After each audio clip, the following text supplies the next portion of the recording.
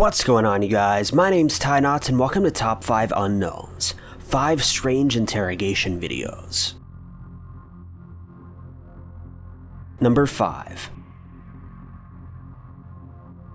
A man named Richard Bain was arrested back in 2012 after police believed him to have been involved in a 2012 shooting that took place on election night. While in police custody, he can be seen on video avoiding questioning and eventually asking for an ambulance. Bain then appears to faint and fall to the ground as an officer tells him to stop faking it. After the video concludes, it's reported that Bain expressed remorse for his actions and stated that he felt sorrow for all of the victims. 4 years later, in 2016, Bain was convicted for the crime and sentenced to 20 years in prison.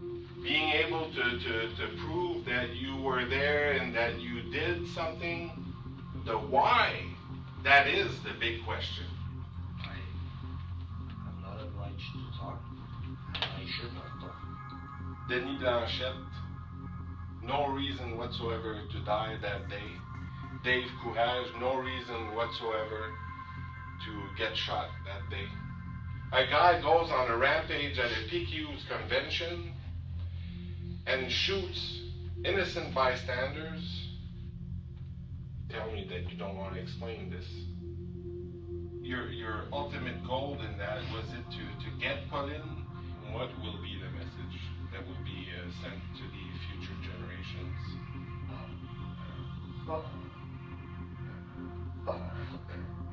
Call me an ambulance. Fuck, call me an ambulance.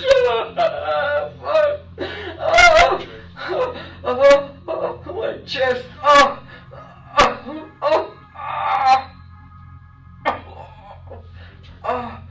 down. We gotta shut this down. No more questions. Lève-toi.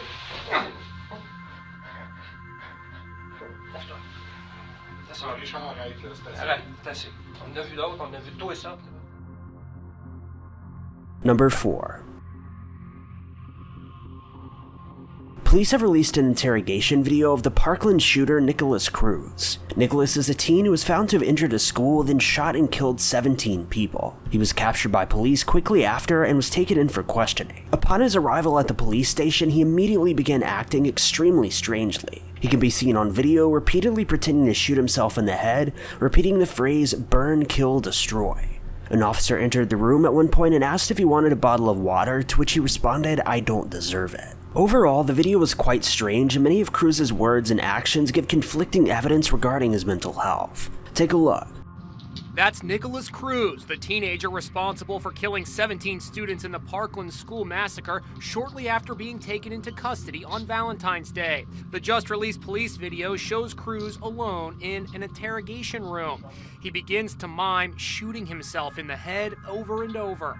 Then, the troubled 19-year-old killer repeatedly punches himself in the head and face. He repeatedly says, "burn, kill, destroy." And when a police officer enters and asks if he wants some water, he replies, "I don't deserve it." I don't deserve it. He is allowed to have an emotional meeting with his brother. People think you're a monster now. A monster? Alone again, he sits chained to the floor and seems to pray to die. Kill me. Number 3. Shayna Huber was a young woman who shot her ex-boyfriend at least 6 times in his apartment just hours before he was set to go on a date with a local star, Miss Ohio.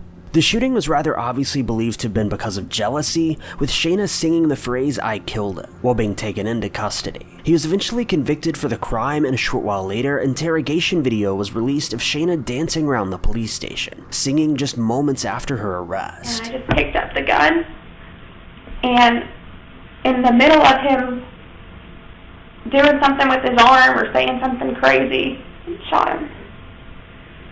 And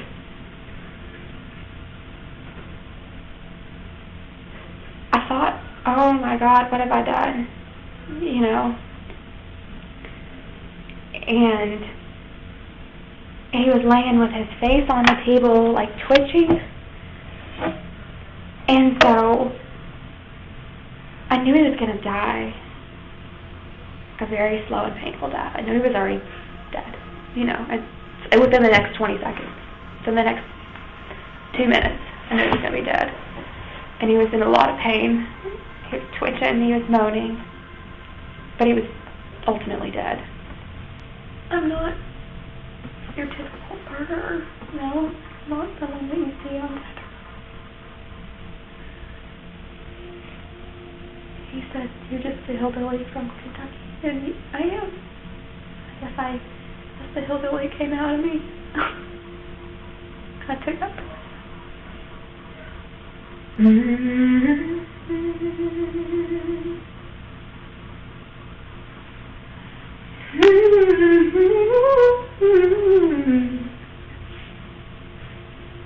How sweet.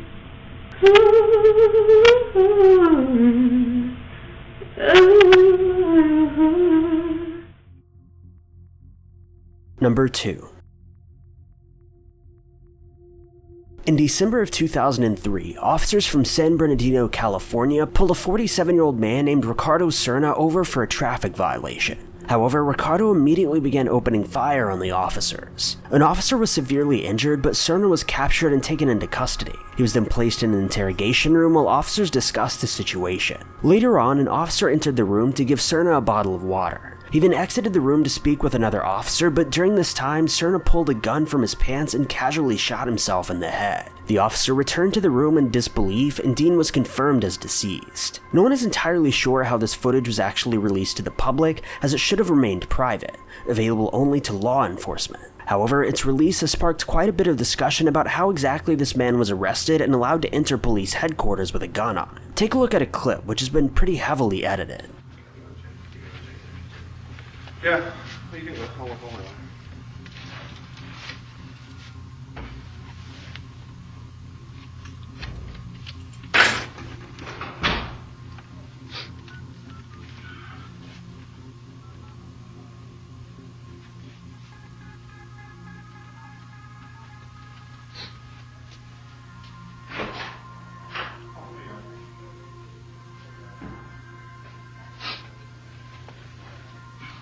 Oiga, señor.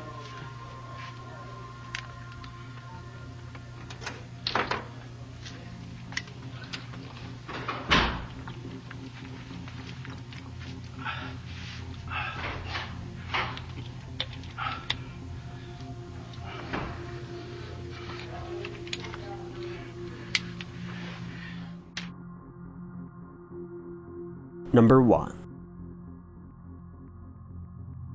Alonzo Perez was taken into police custody in 2016, following a standoff with officers which lasted over 3 hours. Perez had apparently been running from officers for a few days after he escaped from police headquarters during an interrogation session. During this session, Alonzo was somehow able to break free from his handcuffs and escape through the ceiling of the interrogation room. He then stole a truck and fled the area. Alonzo was the prime suspect in a shooting that took place just a few days before he was originally apprehended, and after his capture, he was sentenced to be held without bond while awaiting trial.